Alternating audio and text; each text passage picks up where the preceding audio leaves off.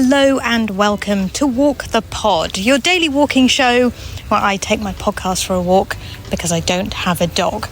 You're very welcome along. This is the fourth episode of Series 56 of the daily walking podcast that tempts you away from your desk at lunchtime to walk in nature, to reconnect with the earth and to pay attention to what's directly in front of you. This month we are talking about the theme of enough, ! And today I'm bringing a couple of voice notes, one from Rear Admiral Tim from the Independent People's Republic of Croydon and one from Cindy in Nebraska. I've also got thoughts for you on the idea of enough for today. How we don't need to feel like there is so much scarcity of time or resources or opportunities that we must work harder and harder and harder today, that we can put it down and be sure that it'll still be there for us tomorrow. Welcome to Walk the Pod.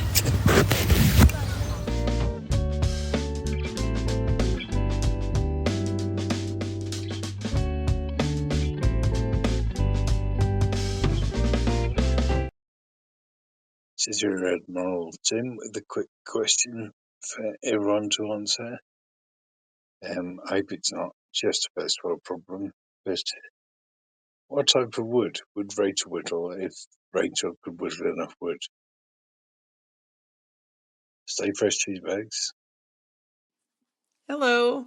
Really enjoying the theme on enough. And as I posted in Discord, I'm actually not walking these days due to that plantar fascia tear. So actually sitting in the house, looking out the window, enjoying the podcast and the birds. They're just coming through loud and clear. And I think so cheery. So thank you, Rachel. And I've been processing a bit what enough means to me. Really resonated with Robin's earlier comment this week and just being satisfied and content with having enough. I want to have that thankful spirit. Secondly, I had shared in the walking club Discord with dad's passing away recently. Now I've got this injury that's laid me up, and our car also died. That's a big situation in our family. And so all these stressors hitting at once really is like, oh, when it rains, it pours.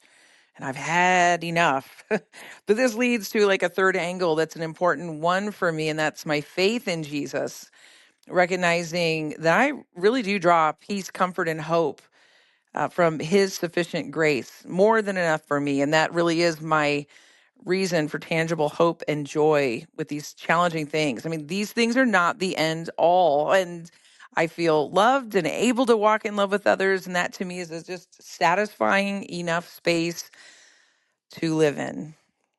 Have a great day. The dulcet tones of Rear Admiral Tim there asking what kind of wood would Rach whittle if Rachel could whittle enough wood. It's a tongue twister that he just really, really enjoyed leaving, I think. I'll let you know what kind of wood I whittle when I have whittled some wood, Tim.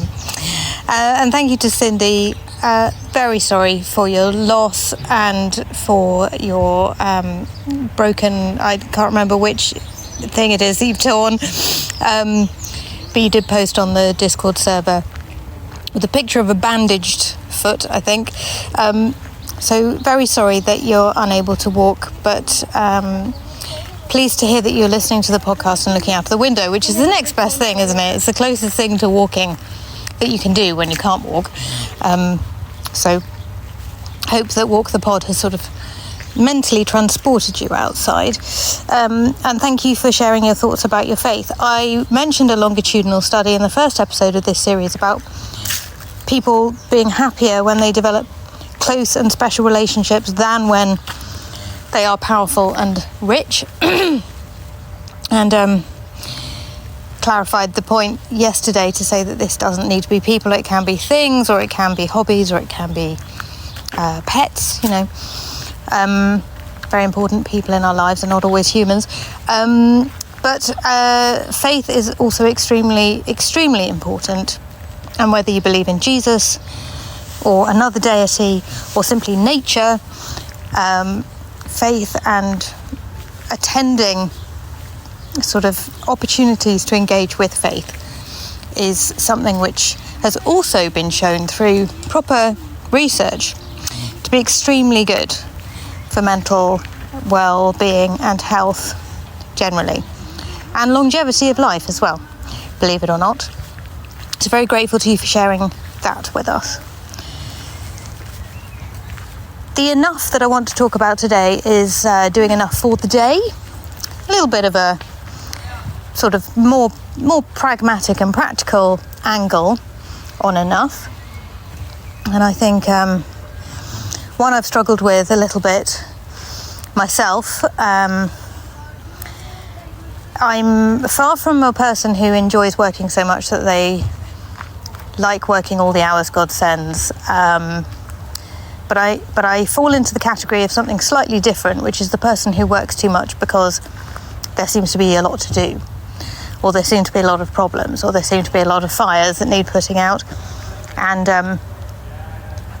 the enough that I have struggled with over the years is thinking, well, this fire is still going, but I am going to leave it alone now and go and have an evening with my family, cook some food, enjoy their presence and being present with them. And I'm going to return to the fire in the morning because it's not a real actual fire, because it is a work-related, nobody is actually in imminent peril. It is not life and death, but it seems very important because this is what we are paid to do. And so if there are things that still need doing, well, it seems like not okay to leave it alone for the day, right? We must keep working on it. So the thing that I have struggled with the most in terms of enough is feeling like I am enough to leave this work until tomorrow. I'm not going to get fired because the fire is still burning. I cannot do any more on it today. It cannot be put out by me doing more work on it beyond the end of my working day. And something I found practically very helpful is a little mantra that I do, because I think it's particularly difficult when you're working from home and your laptop is in your house, available to you at all times of the day and night. The little mantra goes, "Thank you, computer, that is the end, goodbye." And I say this to my laptop at the end of the working day. I close the laptop, I unplug it, and I know then that I've finished work, even if I have been working from home and I'm in the same physical location as the work, but I have finished the work, and so the work need not bother me anymore that evening. And that helps me sleep better. It helps me relax in the evenings more thoroughly, helps me stop just checking emails just to see if anything is going on. Dear reader, it never is. And thank you, computer, that is the end, goodbye has been a thing that I started doing in a silly way and continue to do in a silly way, but I also believe in it in quite a serious way as well, to be completely honest with you. It's a ritual, and rituals is one of the things that I think would make a good topic for Walk the Pod in a future series. So I'm interested to know about the magical power of ritual, the real power of ritual, to what extent it is silly, to what extent it is silly but important, and to what extent it is important. So if that makes you think of anything, if it sparks an idea in terms of what enough means to you, please go to walkthepod.com, press the button marked leave a voice note for Walk the Pod, and you'll have 90 seconds to record your beautiful voice for everyone.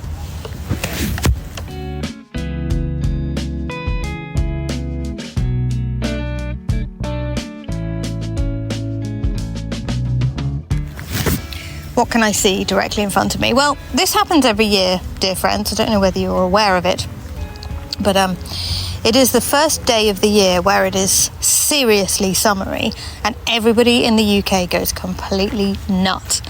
Everybody loses their mind because we spend an enormous amount of the year in winter. We don't believe it's ever going to be spring or summer. We slog through April where we think it's going to be spring-like or summer-like. We put away all our winter clothes only to find that the temperatures have gone off a cliff overnight and it's raining torrentially.